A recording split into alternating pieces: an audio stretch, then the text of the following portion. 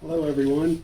Today I'm reviewing the Xtremepower 2600 watt concrete cutting saw. It's a 14-inch saw and just got it. So the first thing I did was I attached these little wheels onto the body of the motor here with this little wing nut. That was easy, and I slipped on this little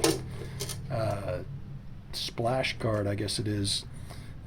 That's just friction fit on the side here. And now I'm going to put a blade on it. So this does not come with a blade. It did come with a handy Allen wrench for changing the blade. You'll have to either buy a blade or fish one out of your garage. I'm not going to tell you which one I did. Okay, here's the little lock. Probably should unplug it. Let's be safe and unplug this machine. Here we go. We're going to lock this. Yeah, I'll show you how that works. Wait till it locks in place. This is a left-handed thread, so it's going to come out like this.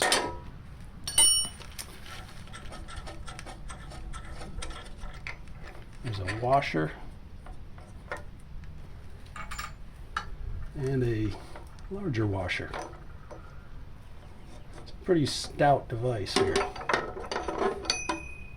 Alright, and then we have a 1-inch arbor concrete saw, which is going to spin in a clockwise direction if you're facing it this way, so it needs to go this way. There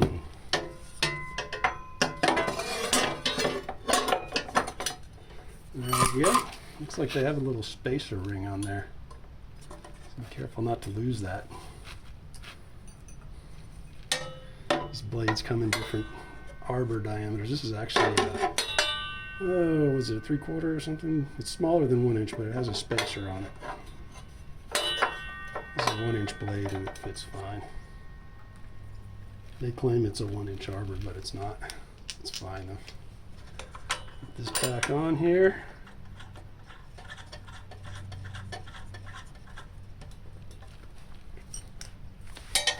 The lock mechanism here so I can tighten it the right way. I'm going to put this on relatively tight, not super tight, but tight as I can get it with this little wrench, I guess. Alright. Now, about this saw. First of all, you want to adjust the depth. I'm going to go maximum depth. Then it's got this little roller attachment on the bottom here. You'll want to adjust this. You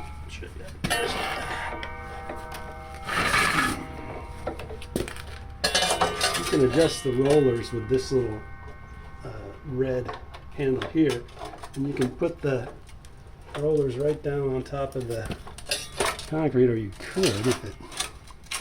Those rollers looks like they are really designed to be used when the blade guide is not attached, so that's fine. I'll just put this in a comfortable position. You've also got a hose attachment for a vacuum here, which I'm not going to use. I am going to use water. Now, water, the hose that comes with this saw is kind of garbage. It's really, they shouldn't provide that to their customers. It kinks really easily, so I used some hose that I had laying around. It's a lot thicker, and it's actually the same hose that they've used on the saw itself. I don't know what I did with it, but the hose that comes with it is really flimsy. So what I did, obviously you're not going to want to use city pressure for something like this. It'll pop right off. So I'm going to use a pond pump, the pump I had here, and I just rigged up. You can see this is the hose that came with it, and it just kinks. It's kind of garbage. I used a little piece of it with some tubing just to connect to this pond pump. I got it in a bucket of water. I'm using their little valve that came with it, so I'm going to turn that on later. Just wanted to show you what I rigged up there for the water.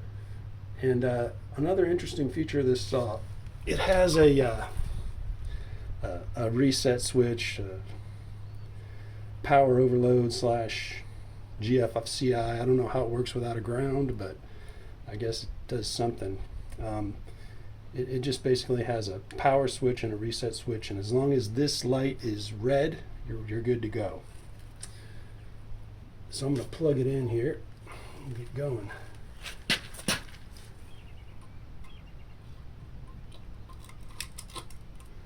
Okay, so it's ready to go. The other interesting feature, which I think I kind of like as long as it holds up, is that this saw has a, it's pretty heavy. It's about 30 pounds. It has a soft turn-on feature, which is going to help keep, I guess, not wear out the brushes as fast and maybe keep you from blowing breakers. So when you first hit the power button, it kind of slowly ramps up. Show you what I mean here.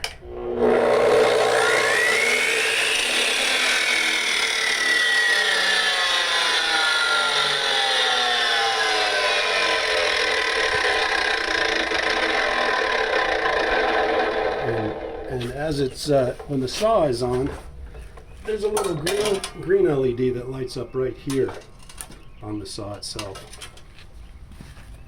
All right, well that's pretty much it. I'm going to go ahead and saw through this concrete block, see how it works. I have no doubt that it's going to work good. Oh, one other thing I wanted to mention is I saw a bunch of reviews where people had basically burned out this motor.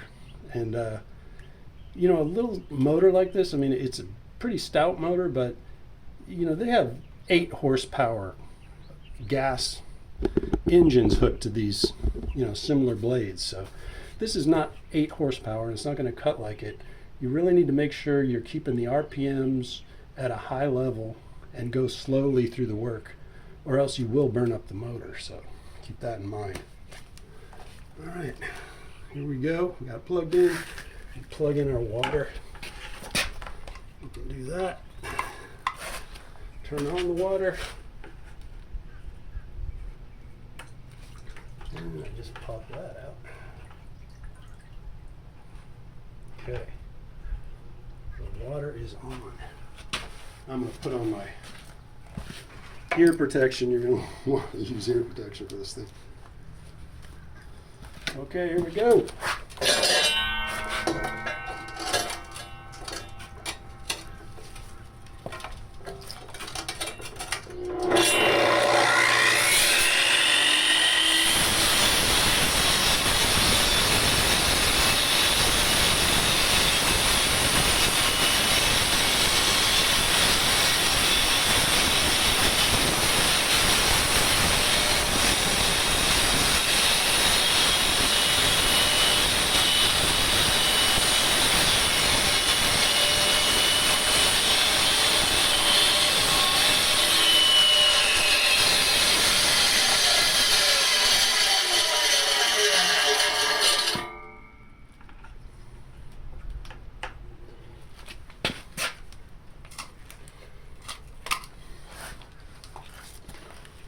Okay, obviously I need a little bit more water.